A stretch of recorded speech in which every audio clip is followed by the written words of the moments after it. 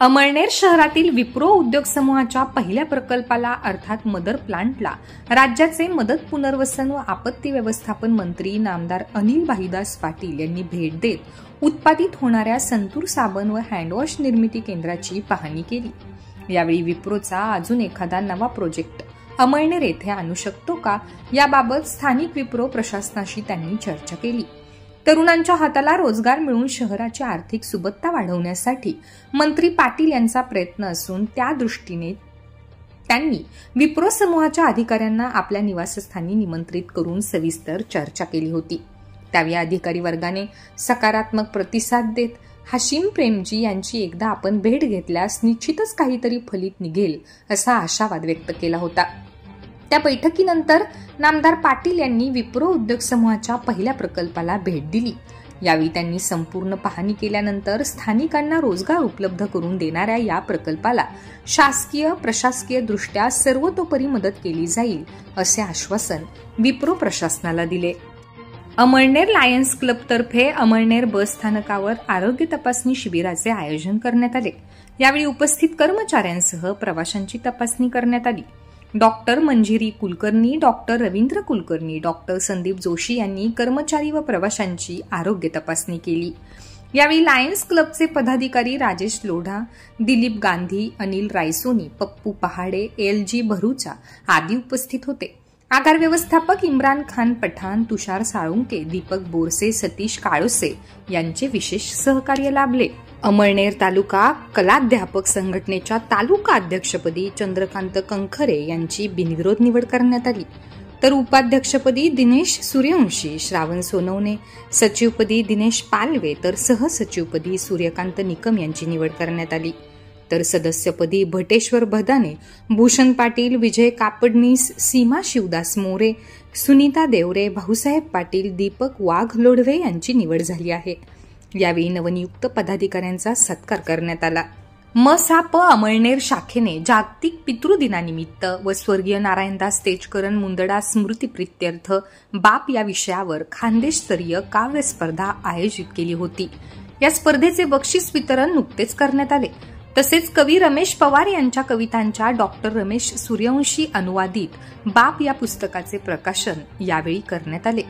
या प्रसंगी व्यासपीठावर प्राचार्य तानसेनजी जगताप, उद्योजक नरेंद्र मुंदडा, सेवानिवृत्त तहसीलदार व कवी सुदाम महाजन, ॲडव्होकेट विलास मोरे, डॉक्टर रमेश सूर्यवंशी, मसापचे अध्यक्ष नरेंद्र निकुंभ, कार्याध्यक्ष रमेश पवार, प्रमुख कार्यवाह दिनेश नाईक हे उपस्थित होते। यावेळी स्पर्धेतील विजेत्या स्पर्धकांना उद्योजक नरेंद्र मुंदडा यांच्या हस्ते बक्षीस वितरण करण्यात आले। स्पर्धेतील प्रथम विजेते योगिता पाटील, द्वितीय प्रकाश पाटील तर तृतीय दत्तात्रय कुलकर्णी, उत्तेजनार्थ जयराम मोरे, गोशी म्हसकर, रमेश धनगर यांना बक्षिसे देण्यात आली। तर यासह कवी जितेंद्र कुंवर, माला सोनवणे, संगीता बोरसे, विलास पाटील असे 10 कवींचे सुदाम महाजन यांच्या अध्यक्षतेखाली कवी संमेलन घेण्यात आले। कार्यक्रमाचे सूत्रसंचालन प्राध्यापक डॉक्टर रमेश माने यांनी केले। अमळनेर नगर परिषदेवर शहरातील त्रस्त नागरिकांनी माजी आमदार डॉक्टर BS पाटील यांच्या नेतृत्वाखाली सोमवारी मोर्चा काढला। मोर्चेकरांनी मुख्याधिकारी यांना लेखी निवेदन दिले। महाराष्ट्र विकास आघाडी व त्रस्त नागरिकांच्या आघाडीकडून सदर मोर्चाचे आयोजन करण्यात आले होते, मात्र मोर्चास पाहिजे तसा प्रतिसाद मिळाला नाही। बोटावर मोजण्या इतके लोक सहभागी झाले होते। महाराणा प्रताप चौकातून मोर्चास सुरुवात झाली। माजी नगराध्यक्ष सुभाष चौधरी, राष्ट्रवादी तालुका अध्यक्ष सचिन बाळू पाटील, सेनेचे अनंत निकम व रणजित शिंदे यांनी मनोगत व्यक्त केले। मुख्याधिकारी प्रशांत सरोदे यांना लेखी निवेदन देण्यात आले। यावेळी रीता बाविस्कर, श्रीकांत पाटील, संतोष पाटील, शिवाजी पाटील यासह इतर मान्यवर उपस्थित होते।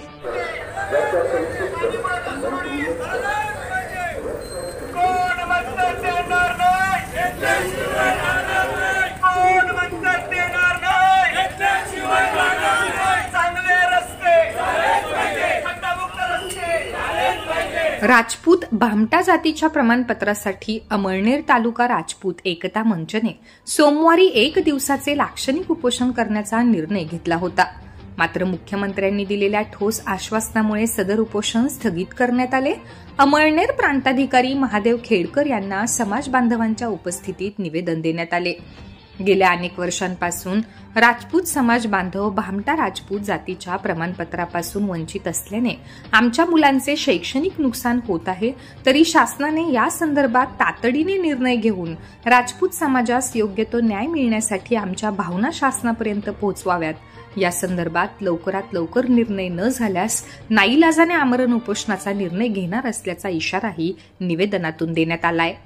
राजपूत एकता मंचचे अध्यक्ष रणजित पाटील, नरेंद्रसिंह ठाकूर, अनिल पाटील, राजेंद्रसिंह परदेशी, ॲडव्होकेट दीपेन परमार, चेतन राजपूत आणि समाजबांधव उपस्थित होते. पूज्य साने गुरुजी ग्रंथालय व मोफत वाचनालयाचे चिटणीस प्रकाश वाघ यांनी वाढदिवसानिमित्त पूज्य साने गुरुजी ग्रंथालयाला 17,400 रुपयांची स्पर्धा परीक्षांची पुस्तके भेट म्हणून दिली. जन्मदिनी पुस्तके भेट देऊन परीक्षार्थींच्या जीवनात पुस्तकरूपी प्रकाश निर्माण केला आहे. ही सर्व पुस्तके UPSC व MPSCची तयारी करणाऱ्या विद्यार्थ्यांना वाचनासाठी उपलब्ध करून दिली जाणार आहेत. यावेळी ग्रंथालयाचे अध्यक्ष दिलीप सोनवणे, मंत्रालय क्लर्कपदी निवड झालेले उदय सोनार, संचालक विजयसिंग पवार उपस्थित होते. शहरातील नवीन मराठी शाळेत तृणधान्य वर्षानिमित्त सामूहिक चर्चा, तृणधान्य माहिती प्रकल्प, शाळा व्यवस्थापन समिती बैठक व वक्तृत्व स्पर्धा आदी उपक्रम राबविण्यात आले. संयुक्त राष्ट्र संघटनेने 2023 हे वर्ष तृणधान्य आंतरराष्ट्रीय वर्ष म्हणून घोषित केल्याने तृणधान्यांची लागवड, पोषक तत्वे याविषयी जागरूकता करण्यासाठी 1 ते 14 ऑक्टोबर दरम्यान पंधरवडा साजरा करण्यात येत आहे. त्यानिमित्त विद्यार्थी निर्मित प्रकल्पाचे प्रदर्शन शाळेत आयोजित करण्यात आले. मुख्याध्यापक मच्छिंद्र मोरे, शिक्षक, शिक्षकेतर कर्मचारी व विद्यार्थी उपस्थित होते. अमळनेर शहरात आणखी 4 तर ग्रामीण भागात 1 असे 5 डेंग्यू रुग्ण आढळून आल्याने आरोग्य विभागातर्फे घरनिहाय सर्वेक्षण करून कंटेनर खाली करण्यात येत आहेत. शहरातील गांधलीपुरा मेहतर कॉलनी भागात 22 वर्षीय तरुण, ओम शांतीनगर भागातील 17 वर्षीय तरुणी, पटवारी कॉलनीतील 16 वर्षीय युवक, अमलेश्वर नगर भागातील 22 वर्षीय तरुण आणि तासखेडा येथील 6 वर्षाच्या बालकाला डेंग्यूची लागण झाली आहे. अमळनेर तालुका वैद्यकीय अधिकारी डॉक्टर गिरीश गोसावी आणि नगरपालिकेचे डॉक्टर विलास महाजन यांनी शहरातील रुग्ण आढळलेल्या भागात आशा स्वयंसेविका, परिचारक व आरोग्य सेवक यांच्या पथकाकडून सर्वेक्षण सुरू केले आहे. सार्वजनिक ठिकाणी डबके, घराबाहेर असलेल्या पाण्याच्या टाक्या, हौद, फ्रीजचे भांडे, टायर, कूलर, छतावरील साचलेले पाण्याचे नमुने तपासले जात आहेत. अनेक घरांमध्ये डेंग्यूच्या अळ्या आढळून आल्या आहेत. घरातील सदोष भांडे रिकामे करण्यात आले आहेत, तर सार्वजनिक ठिकाणचे डबके जिथे पाणी काढता येत नाही त्या ठिकाणी ऑइल टाकण्यात आले आहेत.